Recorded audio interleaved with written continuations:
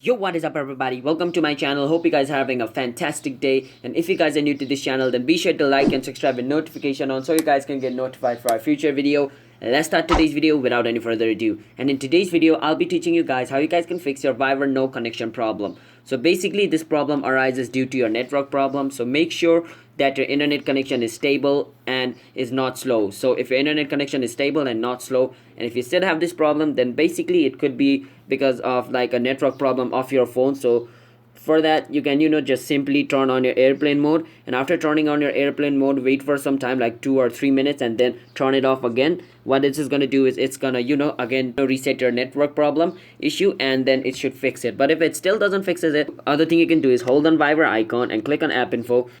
And after clicking on app info, it's going to take you to Viber's all the setting over here, like permission, data usage, storage usage.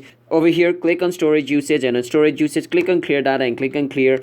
What this is going to do is this is basically going to reset like Viber. It's going to clear all the data and cache stored in the Viber. And the other thing you can do is go on permission.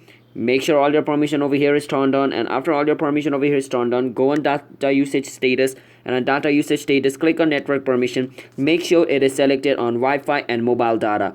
Make sure it is selected in this. If it is selected in Wi-Fi or close, make sure to select Wi-Fi and mobile data. And after selecting Wi-Fi and mobile data, go back and enter Viber again. If you enter Viber again, you need to relog in into your Viber because you just cleared the data.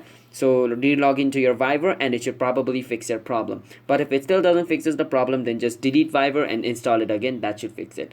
And yeah, the other thing is just restart your phone. Sometimes there's a problem with your phone and restarting it could fix it as well.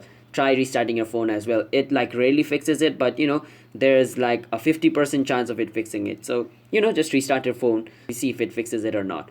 And I'm signing out. Have a nice day. Bye bye and peace out.